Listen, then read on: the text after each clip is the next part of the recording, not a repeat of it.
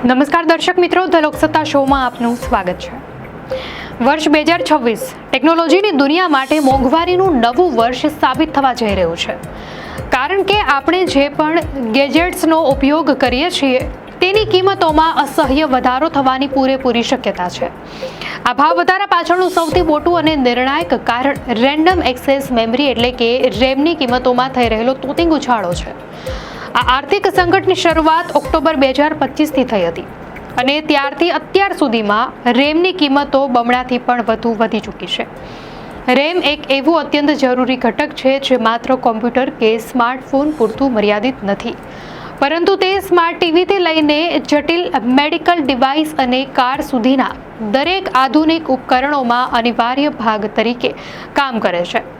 આ વધારાનું મૂળ કારણ આર્ટિફિશિયલ ઇન્ટેલિજન્સ એટલે કે એઆઈ ક્ષેત્રે થઈ રહેલી ક્રાંતિ છે, કારણ કે એઆઈ આધારિત ડેટા સેન્ટર્સને ચલાવવા માટે ખૂબ જ વિશાળ માત્રામાં હાઈ સ્પીડ મેમરીની જરૂરિયાત ઊભી થઈ છે। અચાનક આવેલી માંગને કારણે બજારમાં સપ્લાય અને ડિમાન્ડ વચ્ચે એક મોટું અંતર સર્જાયું છે, જેની સીધી અસર સામાન્ય ગ્રાહકોના ખિસ્સા પર પડી રહી છે।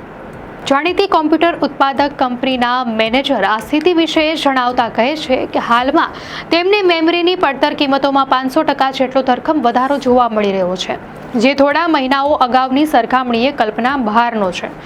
તેમનું માનવું છે કે હવે એક એવો વળાંક આવી ગયો છે કે જ્યાં ઉત્પાદકોએ મજબૂરીમાં આ વધારાનો બોજ ગ્રાહકો પર નાખવો પડશે અને ઉપકરણોની કિંમતો વધારવાનો કઠોર નિર્ણય લેવો પડશે।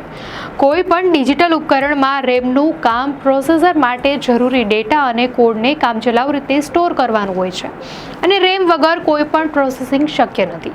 એટલે કે જો રેમ ન હોય તો તમે અત્યારે જે માહિતી વાંચી રહ્યા છો તે વાંચવું પણ અશક્ય બની જાય। પીસી સ્પેશિયાલિસ્ટના નિષ્ણાત ડેની વિલિયમ્સ ચેતવણી આપે છે કે કિંમતોમાં આ વધારો માત્ર હમણાં પૂરતો નથી, પણ તે આખા 2026 દરમિયાન ચાલુ રહી શકે છે। વર્ષ 2025માં બજારમાં જે તેજી જોવા મળી છે તેના કારણે જો કિંમતોમાં નજીવો ઘટાડો નહીં થાય તો આગામી સમયમાં લોકો નવા ઉપકરણો ખરીદવાનું ટાળી શકે છે અને માંગમાં ઘટાડો થઈ શકે છે। બજારમાં હાલ સ્થિતિ એવી છે કે જે ઉત્પાદકો પાસે રેમનો સ્ટોક અગાઉથી છે તેમણે કિંમતોમાં 2 ગણો વધારો કર્યો છે, પરંતુ જેમની પાસે સ્ટોક નથી તેઓ 5 ગણા ઊંચા ભાવ માંગી રહ્યા છે। ચિપ 4 પુસ્તકના લેખક ક્રિસ મિલર પણ આ વાતને સમર્થન આપે છે કે એઆઈ ટેકનોલોજીને અત્યંત હાઈ એન્ડ અને હાઈ બેન્ડવિડ્થ મેમરીની જરૂર હોય છે, જેના કારણે અન્ય સામાન્ય મેમરી ચિપ્સની અછત ઊભી થઈ છે અને તેના ભાવ આસમાને પહોંચ્યા છે। આ આખી પ્રક્રિયામાં સપ્લાય લાઇન એટલી દબાયેલી છે કે તે ગૂગલ, એમેઝોન અને માઇક્રોસોફ્ટ જેવી ટેક જાયન્ટ કંપનીઓની ભૂખ સંતોષવામાં જ વ્યસ્ત છે। ટેક ઇનસાઇટ્સના માઇક હોવાર્ડના મતે માઇક્રોસોફ્ટ અને ગૂગલ જેવી ક્લાઉડ સર્વિસ પ્રોવાઇડર કંપનીઓ 2027 સુધીનો પોતાનો સ્ટોક અત્યારથી સુરક્ષિત કરી રહી છે, જેના કારણે સામાન્ય ઉત્પાદકોને મેમરી મળવી મુશ્કેલ બની ગઈ છે। આ સ્થિતિ કેટલી ગંભીર છે તેનો અંદાજ એ વાત પરથી લગાવી શકાય કે ઘણા સપ્લાયર્સે તો અત્યારે ભાવ આપવાનું જ બંધ કરી દીધું છે, જે આવનારા સમયમાં હજુ પણ મોટી કિંમતોના સંકેત આપે છે। સામાન્ય રીતે કોમ્પ્યુટરની બનાવટમાં મેમરીનો ખર્ચ 15 થી 20% જેટલો હોય છે, પરંતુ હવે તે વધીને 40%ની આસપાસ પહોંચી ગયો છે, જે સામાન્ય વપરાશકર્તા માટે પોસાય તેમ નથી।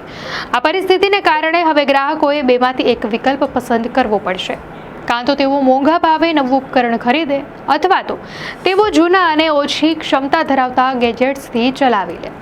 માઇક્રોન જેવી રેમ બનાવતી મોટી કંપનીઓએ પણ હવે સામાન્ય ગ્રાહકોની બજારમાંથી પીછેહટ કરીને માત્ર એઆઈ માર્કેટ પર ધ્યાન કેન્દ્રિત કર્યું છે, જે ગ્રાહકો માટે પસંદગીના વિકલ્પો ઘટાડી દેશે। વર્ષ 2026માં એક સામાન્ય 16 GB રેમ વાળા લેપટોપની કિંમતમાં $40 થી $50 અને સ્માર્ટફોનની કિંમતમાં $30 જેટલો સીધો વધારો થઈ શકે છે। અંતે ડેની વિલિયમ્સ સૂચવે છે કે લોકો પાસે હવે એક ત્રીજો વિકલ્પ છે કે તેઓ તેમના હાલના સ્માર્ટફોન કે લેપટોપને બદલવાને બદલે તેને થોડું વધુ સમય માટે વાપરે અને જ્યાં સુધી બજારમાં સ્થિરતા ન આવે ત્યાં સુધી નવું રોકાણ કરવાનું ટાળે। દર્શક મિત્રો, આ માહિતી આપને કેવી લાગી? આપની પ્રતિક્રિયા અમને કોમેન્ટમાં ચોક્કસથી જણાવશો, અને જો આપને આ વિડીયો સારો લાગ્યો હોય તો વિડીયોને લાઇક કરો અને ચેનલને સબસ્ક્રાઇબ કરો।